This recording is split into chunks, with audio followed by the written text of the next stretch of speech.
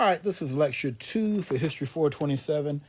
I'm going to be covering material that's in the introduction up to chapter 2 in Hottentot Venus, the book by Crace and Scully. Now, first of all, I would like to talk a little. Now, the book obviously is about Sarah Bartman, who was a Khoikhoi woman who moved to Britain and then also worked in France, where she put on a show that was, and she developed a character known as the Hottentot Venus that became very famous. And later on, the Hottentot Venus character became a symbol of black womanhood, and particularly became a symbol of how the Western world looked at the bodies of black women, that still is culturally relevant today. Now, as you all probably picked up from the film I assigned you, the Hottentot Venus is a figure that has a lot of cultural significance, and this is something we're going to see more as we get towards the end of the book and we talk about the significance of the Hottentot Venus in history. But the thing that's really interesting that Crace and Scully make the point of is that, for a long time, people made the assumption that it was not possible to actually find out about the life of Sarah Bartman, about what her actual life was like in South Africa. And really, that's one of the important things that I want you all to pick up from this book, is that Crace and Scully do a really first-class job of historical research in putting this book together. Because what they do, they go to South Africa, and they look through colonial records. They not only go to South Africa, they look through a number of colonial records in different countries. And they realize that, Sarah Bartman was a very humble servant. She was not the kind of person who would have, she wasn't going to have a family archival records. But what they did do, they were able to trace where she came from. They were able to trace the farms in which she had lived, the area in which she had lived. They talked about, what life was like in the Eastern Cape when she was coming of age. They mentioned that, she was born in the 1770s. She came of age at a time when European settlement was expanding into the Eastern Cape. And there was a basic reason for this. The Afrikaners, they had developed a system in which, when white men came of age, they were expected to become the boss. Now, boss in Dutch is spelled B-A-A-S. So it's like, in English, there's a temptation to want to say boss, but it's pronounced boss. B-A-A-S is boss in Dutch. And in Africa, and in South African culture, prior to the ending of apartheid, there was a notion in South Africa that was known as boss cap. And basically, you could translate this as bosshood in the sense that a white man was expected to be in charge. A white man did not do a lot of physical labor. A white man was somebody who was in charge of telling other people who weren't white, what to do. And so as white men came of age in colonial South Africa, what they did, they moved away from where their family was, and they went out and they established new farms. Now, as long as you had frontier, this was pretty easy to do. And eventually, the Dutch would develop the South African Dutch, or colonial South Africans, eventually the people who became known as the Afrikaners. They would develop a term for this, the trek boer. The boer, and boer is the Dutch word for farmer. And a lot of, up until the early part of the 20th century, especially if you read English literature, Dutch-speaking South Africans were referred to as Boers, and that was because most of them were farmers.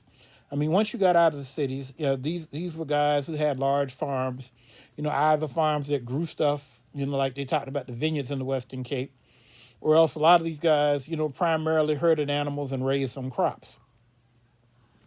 But basically, they would spread out and get land. And so, that's why you see the push, from the Cape of Good Hope, Cape of Storms area, and you see a continual push in South African history, into the 20th century of whites going east and going north, and occupying ever more land.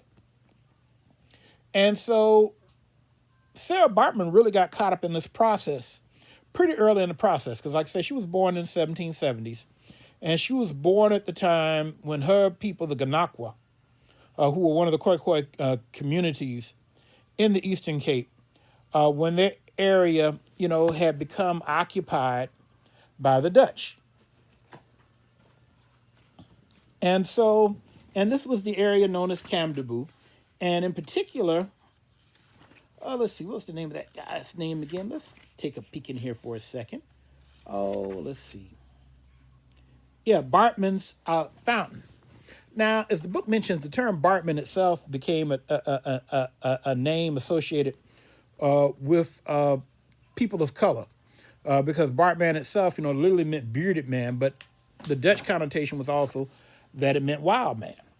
And so the book talks about, how these people expanded eastward. Now, to go back to Crace and Scully again, what they did was to look at the records of these colonial people. They looked at the folks who went into Bartman's Fountain. They looked at the Ferreira family. They looked at a number of families who occupied area in eastern South Africa. They talked, for instance, about the rebellion that took place among the Khoikhoi people who wanted to maintain control of their territory. And they also talk a little bit about the Xhosa people who lived even a little bit further east. And what the book mentions is that, you're starting to have the beginnings of conflict between the between the Xhosa and the Dutch. But that's not really the focus of the book, so they don't go into that. We're going to talk about that a little bit more later. Now, that turns out to be a much tougher battle than with the Khoikhoi, because the Xhosa tend to be a much more densely populated community, and they also have better equipment. They have steel technology. They're able to produce steel and iron weapons, and so therefore it's a bit of a tougher fight. But like I say, we can get into that later. But Grace and Scully, they're able to show that Sarah Bartman was born into this changing environment, and that she grows up as a servant, on the farms. They mention that she has relatives, young men in particular, who break away and escape and go north, and they end up living under the London Missionary Society, who gives them some protection. And a lot of these people, they go on to become groups known as the Corona, and a number of other groups of people who are Khoikhoi or mixed race people, who take some of the things that they learn from being on European controlled farms. They learn how to ride horses, they learn how to shoot guns, they learn how to do Western style hunting. And by living on the periphery of the colonial life, they're able to maintain independence. And, the connection with the missionaries also provides some protection. But like I say, we'll talk about that a little bit more later in the semester, and some other reading that we're going to be doing in Shillington and some other stuff in class.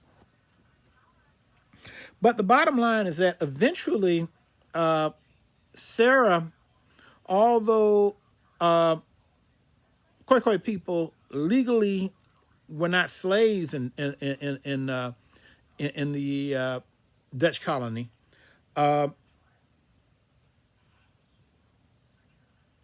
in all practical terms, they were slaves. Even though they legally weren't slaves, they were bought and sold like slaves. And they did not have control over their labor, over their bodies. And so even though they legally were not slaves, in practical terms, they were enslaved people. And Sarah was a young woman, and when she goes to Cape Town, she's in her 20s. And once she gets to Cape Town, she has a baby. Now the thing that's tragic thing about her life is that every child she has dies. None of her children survive. But she has babies, and when she gets to Cape Town, she finds work. She works as a wet nurse after her first baby dies. She works as a washerwoman. First she works for a rich Afrikaner family, or at that time they would have called them a. He would have been a Dutch burger. The term is really African. It's really anachronistic for me to use the term Africana when we're talking about somebody in the 18th and early 19th century, because that term doesn't come around for about another 100 years. But first she works for a white family, and then eventually she ends up back you know with a mixed race family, a family of Asian, South African colors, and South African colors are a polyglot people. You have a lot of slaves who were brought from, what nowadays is Malaysia and Indonesia. You have slaves that were brought from India. You have slaves that were brought from Africa, like Mozambique. And then you also have Khoikhoi and San people who were, de facto enslaved. And the colored population arose out of a kind of a mixture of all these folks. Although some people, if you go to a place like Cape Town nowadays, you'll see some communities that are more Asian, or some people, are a mixture of Asian and white. They, some of them may, kind of look alike, a lot of like people in Latinx communities in America. And then you'll see some colored communities that, pretty much look black. And so the term colored is kind of a very mixed group. But she ends up being a servant in a colored family. Now, as the book mentions, Sarah throughout this time is a poor woman. She works, she's a poor woman, and when she leaves the white family, the people that she works for, they're very poor. Like, for instance, Hendrik Caesar, the guy who eventually goes to Britain with her. He has rights to her labor. He owns her. But, he's always barely making ends meet himself. The book mentions how he ends up owing money to a very rich Dutch burgher, very successful Dutch businessman. And, he's always on the verge of, losing everything because he owes the money. And eventually what we see is that, it dawns upon him that he could actually make money off Sarah if she entertained sailors. Because, as the book mentions, the Cape Colony during this time goes through a number of changes. When Sarah Bartman first comes to Cape Town, the Dutch are in an alliance with the French. This is during the time of the Napoleonic Wars. And the Dutch are in an alliance with the French. They're getting a lot of business because the French fleet is down there. The British come in and defeat the French, and, they... Cape Town goes into an economic depression. Then the British pull out. But, by that time, everything has just kind of dried up. Then by 1806, the British come again. This time they come and stay, until the 20th century, basically until the Cape becomes autonomous. You have the Union of South Africa in 1910. And, the British, more or less stick around to one degree or another until the end of World War II.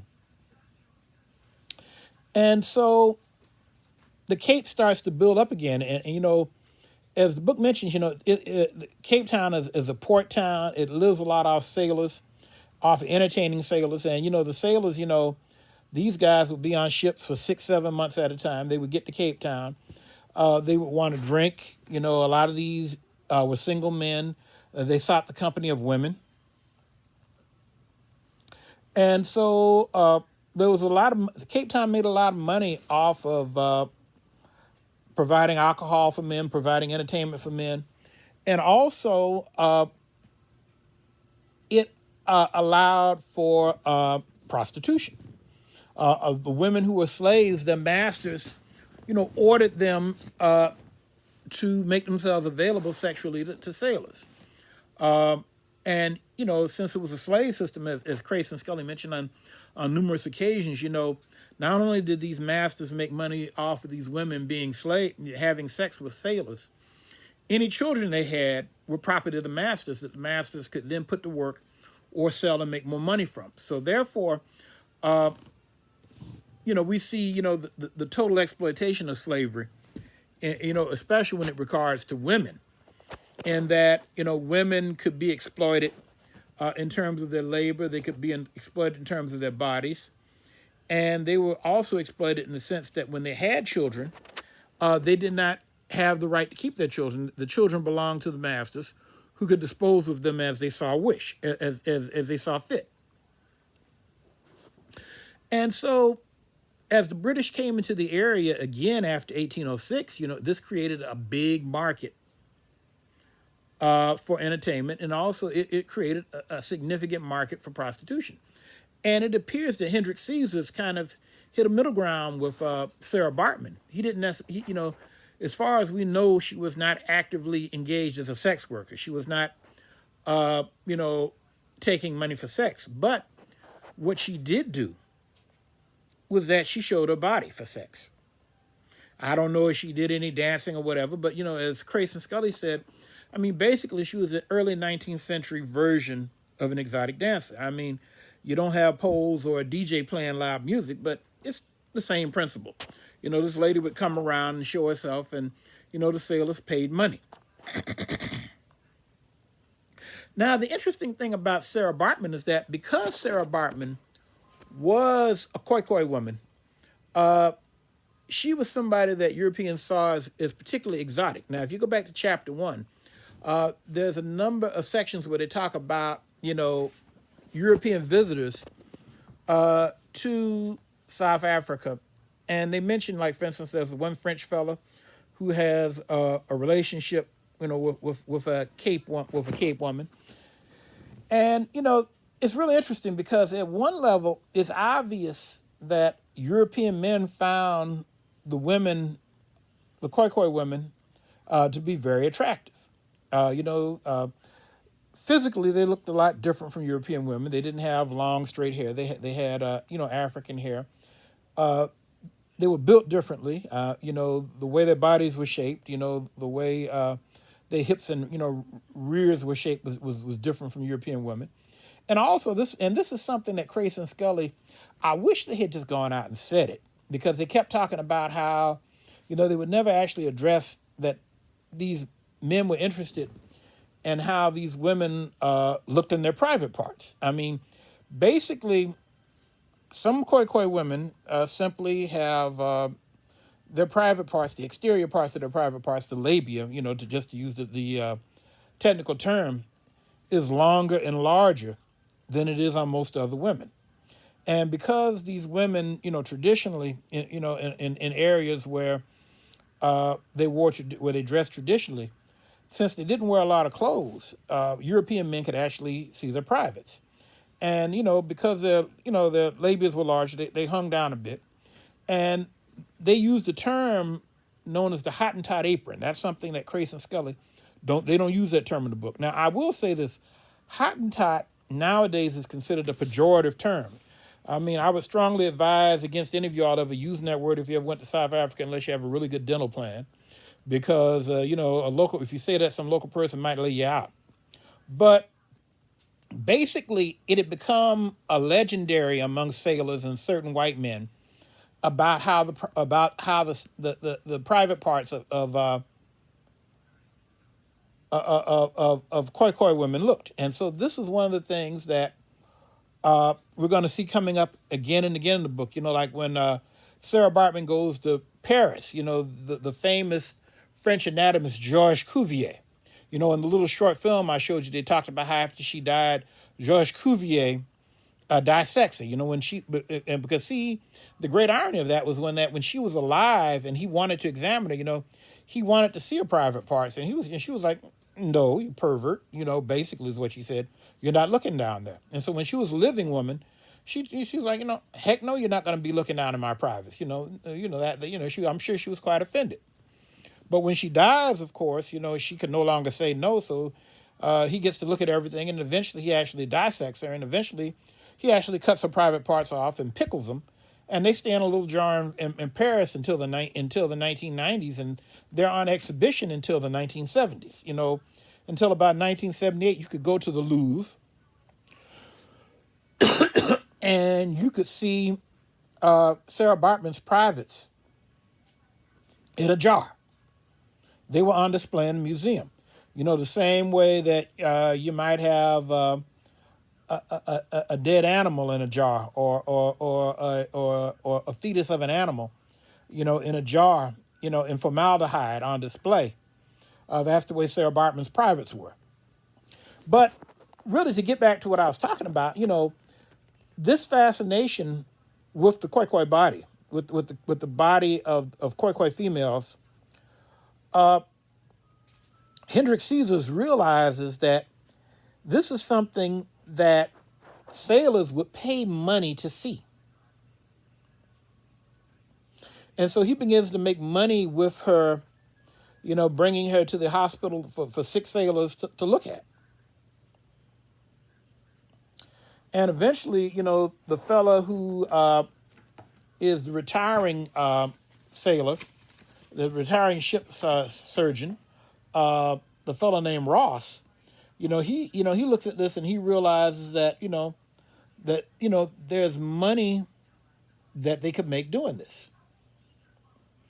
And so, excuse me, not Ross, Dunlop. I got mixed up for a minute. Dunlop. Dunlop realizes that hey, I could take her back to England and I could make money, because as the book mentions, Dunlop is about to retire, and he's going to have a very low salary. He probably end up being stuck in South Africa. And so he says, hey, if I can bring Sarah back with me to England, if I can advertise her as the Hottentot Venus, I can make money. Now, as the book mentions, and this is something that's going to come up later, the laws had changed. The British had outlawed the slave trade, and they had a number of laws concerning the Khoikhoi, saying that they were not to be brought out of South Africa, and basically this was to protect them from being exploited in the slave trade. And they managed to kind of skirt around the law to bring her to England, but this is eventually going to pop up as a major legal question. But the things I want you to take away, first of all, the sexual nature of her exploitation, the fact that there was this kind of legend around Khoikhoi women that was a source of fascination for European men. This is why they expected to make money with her. Also, like I said, I want you all, especially looking at the first two chapters, I really want you all to appreciate the kind of research that the authors did in going through colonial records. And even though they could not find a lot of stuff about Sarah Bartman until she got to South Africa, I thought they did a masterful job of developing a picture of what South Africa looked like when she was living there. Well, anyway, class, that's the second lecture. I'll have another lecture for you all probably on Monday. And like I said, I'm going to try to have 2 a week. And so listen to this and keep up with the readings, and I'll be giving you some assignments pretty soon. Take care.